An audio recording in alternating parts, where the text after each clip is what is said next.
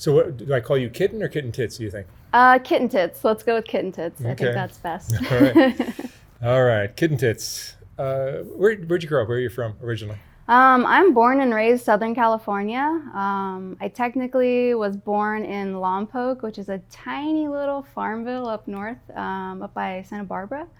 But I was only there. It was so small, I was in the newspaper. Like, it was a tiny little town. But we moved out within like a week. Like, I don't remember it at all.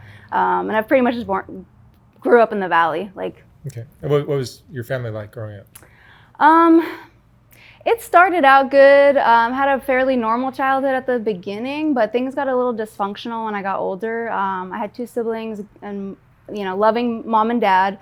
They did the best that they could with what they had, but having 3 kids and having their own issues that they were trying to work on, unfortunately, I don't think they had the financial means to take care of us. We at some points didn't have a roof over our head. We were on welfare all the time. There was a long period of my life where we lived in and out of hotels and motels, and just, it was a very, ugly part of my life. But that was I guess that was kind of, when my life kind of started to change. What were you like as a teenager? As a teenager, I was like an emo kid, so I was super depressed, and I was a self-mutilator. So I had a really pessimistic outlook on a relationship. So like at the point in my life when I should have been dating and having crushes and inviting people over to my house, and even just like friendships, not even just like relationships, but there's friendships. Like, I couldn't do that because I didn't want anyone to know, like, oh, we're living in a hotel, or, oh, like, we have to bring our food stamps in to get enough change so that my mom can buy cigarettes. Like, I didn't want anybody to know, like, what was going on in my life. Was poverty the biggest factor in your childhood development, or was there some abuse as well? No, there was domestic abuse between my parents, but nothing, like we weren't touched, we weren't hit. So the poverty was the biggest factor. Definitely, yeah. We saw a lot of violence, but they would try to hide it from us. And there was a lot of violence between your mom and dad. And alcohol and drug abuse as well. Yeah, but yeah, they would try to hide it, but we would hear the fighting. And then once we were living in hotel rooms, there's 5 people in one room. It's kind of hard to keep that away. So we saw some of it, and so but it never happened to us, which I'm very thankful for, very grateful for. But it kind of I guess so. I don't want to like feel like I'm blaming my parents, because I don't think they're at fault. If anything, I want to thank them, because like that's everything that happened in my childhood brought me to where I am today. Like everyone's life and their choices and the decisions that they make kind of bring them to where they are. So I don't want to blame them, but I didn't have a good representation of what a healthy relationship should be like, and that led me down a really ugly path. I feel like my first real relationship was with pain, like, because that's what I turned to, and I don't even know what set off that first urge, but I know that it was when I was going through all that shit, like with my family and just struggling, not having friends. I felt very lonely. And the only kind of coping and stress relief that I had was to hurt myself. And usually it was cutting. Eventually it evolved into like burning. I do have some burns on my body. I have some really ugly scars on my body that I don't. Self-inflicted? For the most part. There's a few that other people have done. So today, as an adult, you are what you call a submissive? Yes. Yeah. I identify with being a submissive, and I do identify with being a masochist as well. So basically I still do enjoy pain, but I don't do it to myself anymore. You find partners to do it for you. Yeah, I found partners to do it for me, and then I also find clients to do it for me. So you do this professionally as well as personally. Yes. It's a huge part of my personal life. I truly enjoy even the softer side of it, but I'm a bit of a pain slut, if you will. I do it professionally as well. I have worked at a dungeon in the past, but currently I'm just booking my own clients on my own time, partially because of the pandemic and partially because it's just way more convenient. I can set my own time, set my own prices, set my own boundaries. So it works better for me. So you have a regular job as well? Oh yeah. I have a day job. I have a 9 to 5. It's a desk job. Okay, we won't get into what that is, but so as far as being a submissive, tell me what does this look like? What kind of behavior does this bring you into? Everything under the umbrella of BDSM. So BDSM is an overlapping acronym. So the B and the D stand for bondage and discipline. The D and the S stand for dominance and submission. And the S and the M stand for sadism and masochism, or sadomasochism. So I'm into a little bit of all of that, but for the most part, I enjoy being like the object that is being used or being tied up or being objectified or being degraded or being hurt. There are a couple fetishes that I like to switch, which means I would be the top or the dominant in that role. That's more for like some of my darker fetishes and some of my more personal fetishes. I don't typically like to get paid for those ones, but I'm into everything from water sports, feet play. I do like being a human ashtray, but that does often result in burning, so I try to be really careful about who I play with, and make sure that I'm not getting any permanent marks that I don't want. But yeah. A regular, conventional, normal, I guess, I don't know what word to use, person would vanilla is a good word, thank you, would not make a good partner for you because you want something a little more extreme, right? Yes and no. I would say my current relationship is kind of vanilla, but we get into some kinky stuff in the bedroom, but he's not a sadist. He doesn't like to beat the shit out of me. He doesn't want to see marks on my body. He doesn't want to make me bleed, but you'd be open to that. But no, he's willing to let me go and get my kicks elsewhere if I need to. He's open to that. But like he likes to tie me up, he likes to be called daddy, and there are things like that we get into and I really enjoy. But for the most part, on the outside, like we don't have a structured DS, like things like that.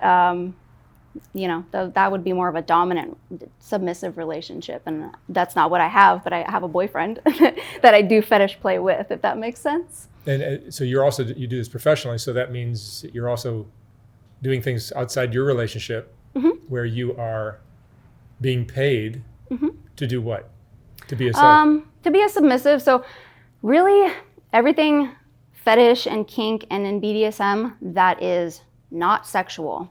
And I understand that could be a big gray area. And a lot of times I do have to turn down sessions because people are looking for something a little more sexual. For me, the line where I draw the line is basically at fluid exchange and penetration. That's not going to happen in my sessions. Plenty of people are into that, especially dominatrixes. They do a lot of pegging. They do a lot of spitting in the mouth. Like that's sex to me. So I try to draw the line. And then, like I said, some clients are looking for something sexual. And even when I very, very straightforward explain to them, there will be no sex in the session, they will still ask, oh, does that mean I can get a blowjob? Does that mean I can get a hand job? Does that mean I can get a foot job? And I have to be like, no, I'm sorry. It sounds like you're looking for something else. I do hope you find what you're looking for. Like I'm willing to turn down sessions that don't feel like they're a good fit. So, or feel like they're possibly unsafe. So it's really not a sexual thing? Professional? Not for me, no. I can separate the two. Some of my fetishes do turn me on though. So if I'm playing, like I may get turned on if someone's, putting clothespins on my nipples or hitting me with a flogger. Like, yeah, that's arousing. But I'm not going to let them touch me sexually. I'm not going to let them. What's the most extreme the degradation gets? For me, I really like licking the bottom of boots and having boots like put on my face. Like, and the bottom of shoes are disgusting. Like right now, if you asked me to lick your shoe, I would say absolutely not. You're out of your mind. It's a headspace. You got to be in the right mood. You got to be playing with the right person. It has to be a good fit. I don't want to do that with just anybody. I want to do that with the right person. Also like bathroom play, like being peed on, having my head shoved in a toilet, like that's stuff that I've done, but only with the right partners. And like I said, human ashtray is one of my favorites. So that's something that I'm comfortable enough. I would do that with a session, but I would not let them put a cigarette out on my skin and leave a mark. So I know where my boundaries are, but having to explain that to a client sometimes takes a while, and I'm willing to negotiate as long as it takes to figure out if it's going to work or not. And there's so many ways of looking at this. I'm sure that some of the viewers will be like, oh, this is terrible that you're doing this, it's degrading and all that. But you could also argue that you're not hurting anyone. No, it's all consensual. Yeah, and I mean, everything that I do, I am enjoying, and I'm doing because I want to do it. It's on, like I said, on my time, my terms. What do you think it stems from? Do you think from that love of pain? I really am. I mean, seeing what happened with your mom and dad? I never thought about it like that, but I don't think that was a direct correlation. I mean, maybe because that was the only relationship I really saw growing up that, like I said, I didn't really know what a healthy relationship looked like. And actually, with that being said, in my personal life, I did come across a terrible person who abused me and traumatized me, even though I thought it was consensual because it was under the terms of DS. So do you think it's just the way your brain works naturally, or is it? I do. I think I'm wired this way. You're just wired this way? I think I'm wired this way. I've tried therapy, counseling. I've tried to stop. I've tried medication, just thinking that maybe I'm just too depressed or something. But no, it's something that I crave constantly. I want it. If I don't get it for a certain amount of time, I'm going to want it more. We are who we are. It really is. Yeah, we are who we are. It's akin to an addiction in that sense, though. You know, like it's something that like, it's that stress relief. It's that like feeling. It's my happy place. It's getting your head shoved in the toilet. getting a boot against your face. If the scene was set up right, yes. Yeah, but I understand. You can't just do it with anybody. Exactly. That's a really big important thing, and I do want to take a moment to say that not all of us kinksters and fetishists, we don't all stem from being molested or being abused. I know that's a very common misconception in the scene, so I just want to take a moment to say that. Yeah, I'm sure there's many cases where it is, and there's many cases where it's not. Yeah. The one thing that did happen that I would say, because of what I saw as a child, I ended up in a very toxic relationship, and because it was under the umbrella of DS and under the guise of DS, I basically was letting someone abuse me. It was not consensual all the time. So yeah, there are some bad people out there. Even though when I found the scene and I discovered that there's a whole community of people out there who are into this, I felt like I found a family, and I felt like I finally found somewhere I belonged because these people understood. Like I wasn't a freak. I mean, I am a freak, but I wasn't an outsider anymore. I wasn't like the black sheep. I finally like found my people. And then you still have to be aware of the narcissists and the abusers and the people that take advantage of, willing submissives. So, yeah. Was there a significant romantic relationship in your past that maybe put you into a submissive role that you're recreating somehow? No, nothing like that. I've always wanted to play this role. I had a really pessimistic outlook on relationships when I was younger. I was really cynical. So I didn't even start dating until I was like 18, and I ended up marrying my first boyfriend. If that like puts things in perspective of like, because I thought I was doing the right thing and I was gonna settle down and get married, and he he was going to school and he was a good guy, and we started going to the dungeon together, and he was on board, and he was the one that didn't want to be in the relationship eventually for whatever reason. So that wasn't a bad relationship, and if I look back on it in retrospect, it ended kind of sad, but it was what it was. So there's a dungeon. And there's a dungeon. Tell me about the dungeon. So the dungeon, I found, well, there's a lot of them. Let me start there. There's several of them. Unfortunately, a couple of them have closed down due to the pandemic, which is devastating, but hopefully somebody's able to, open another one. There's a couple of them, but I've only worked at one. There are a couple of other ones you can actually work, as on staff as either a dominant, a switch, or a submissive.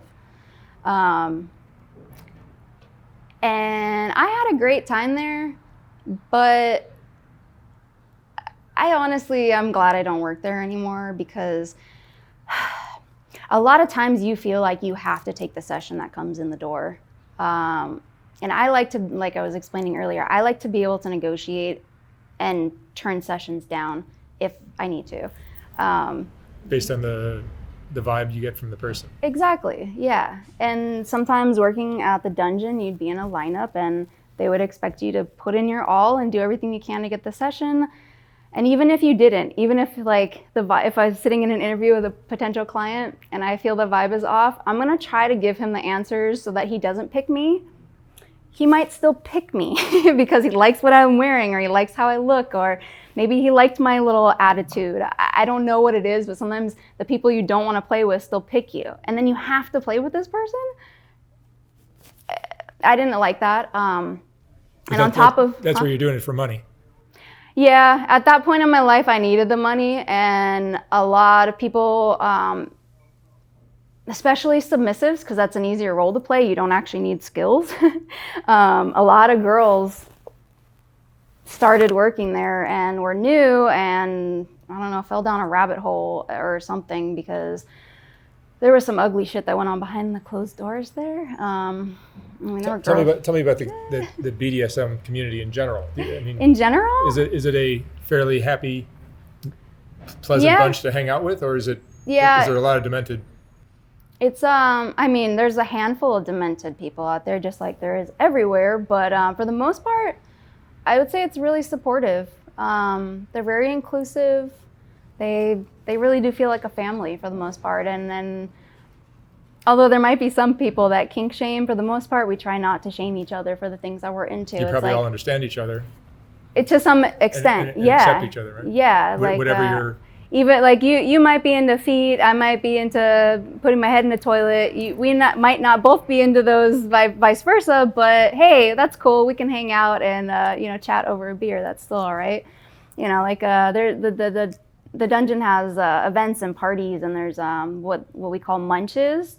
Munches are basically just meet and greets or meetups at like a restaurant or like a potluck. It's a very non-kink environment for people that are either brand new or like trying to get into like a specific niche. Like there'll be rope munches, there'll be a DDLG munches or adult baby play munches. There'll be pet play munches, and there'll be like full-blown events like where they give out awards and they have like pet shows, and like there's an event that happens once a year here in LA and also once in New Orleans, and it's literally like a 3-day long convention. Is this a large community? Like we're in Los Angeles. Is it a large community here?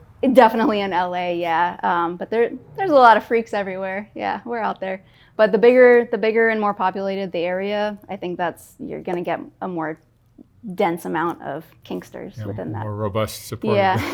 That I think we're a growing percentage of the population. So I think it's becoming more mainstream, which, although I appreciate, I think it kind of, I don't know, it leaves a bad taste in my mouth sometimes when I see people that are like wearing latex and wearing the fetish masks and stuff, and I don't believe they're actually into it. I think they're just doing it for the fashion thing. The people that wear collars don't really know what that means. It's like, okay, that's cute, but there's like real meaning behind some of that stuff for some people. Like, And are drugs a part of this scene, or for you? I smoke a lot of weed, but other than that, and I drink. I like to drink occasionally, but no, I don't do any hard drugs. I'm sure a lot of other people do, and I don't know if poppers are considered a hard drug, but the way that they're used, I think they are, because they're damaging to the brain. But they're really big in BDSM, because when you do that thing, when you get the head cleaner, it makes you be able to take a lot of pain. I've seen people that can't even take a slap. They'll do poppers and you can beat them till they're bloody. And also that allows for like some really intense anal play. Like you can get really extreme because you're not really feeling the pain. I don't like that. I want to feel the pain. I like the endorphins. I like the rush. I like pushing my limits and finding out where they are. So yeah, but there are people that, they partake and do dangerous things while under the influence. In the non-sexual areas of your life, are you also kind of into this submissive pain thing? Yeah. Oh yeah. I mean, like maybe in the workplace or something like that? I don't know about the workplace, but like even when I'm having casual days at home, I guess, I don't know, like. It's just in your personality. Broad question. Yeah, it is. Like, I'll ask my boyfriend if I could take his shoes off when he gets home. Like, he doesn't care if I take his shoes off. He'll do it himself. But that makes me feel good. I'll dress up in cute lingerie and make dinner. And, I really like wearing collars. So, like, if he is going to buy me a gift, that's probably going to be related to our play. Let's see. At work, like, people at work know that I'm kinky, but they don't know the full extent of what I'm into. They don't ask questions. It's just kind of ironic because I work for a manufacturer that makes sex toys. So I'm kind of in the adult industry on both sides. And it's really funny. You can't get away from it.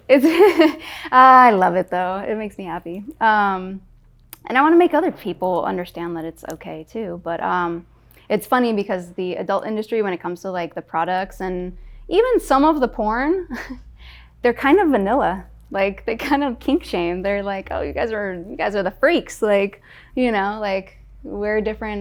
We're like a subgroup in the industry. But yeah, I pretty much have to be vanilla at the office for the most part, even though people kind of know. It's hard to hide. I used to think I was totally under the radar. I thought everyone was oblivious to what I was into. And when I started telling some of my friends, like friends that I had kept from like school, like middle school and high school and stuff, and I finally told them like, yeah, I'm into this stuff. I went to the dungeon. They're like, yeah, that figures. I was like, what? How did you know? Yeah, so I think it just exudes from me, my person, just who I am.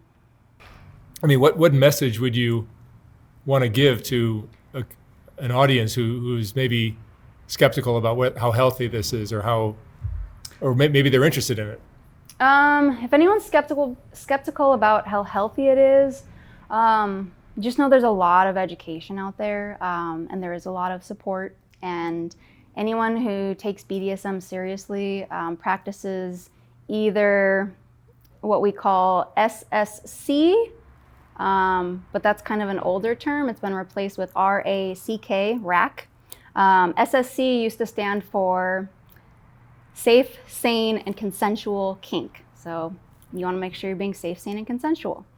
Well, we kind of realized that we're not always being really safe, and we're not always being sane. We're not always being sane. So even though, so then the new word that replaced it is RAC, risk, awareness, consensual kink. So even though you might be doing something that's a little dangerous, maybe you're letting someone hang you from hooks, hang you from rope, asphyxiating you, choking you till you pass out, there's all mummifying you. There's all sorts of things that could be dangerous, but you want to be aware of your risks. And you want to make sure that the person you're playing with is also aware of those risks. That's the safest way to play, and I would not encourage anyone to play otherwise. But there's still going to be people that do that. And then the people that are interested and want to get into this, I say go for it. Not to sound cheesy, but you do only live once. This is the only life you get. And I used to think that I lived my life with no regrets. And what I've come to find out is that I would rather live my life and regret something that I did than to regret something that I didn't do. Because I'd rather experience it and know for a fact that I either don't like it, or maybe I do, or maybe I'll try it again a little different next time, instead of wondering what if. Now that would be what I'd say to people. Just try it. Excellent. All right, Kitten, thank you so much for sharing your story and enlightening us a little bit about this. Thank you, Mark. This was a pleasure. Thank you very much.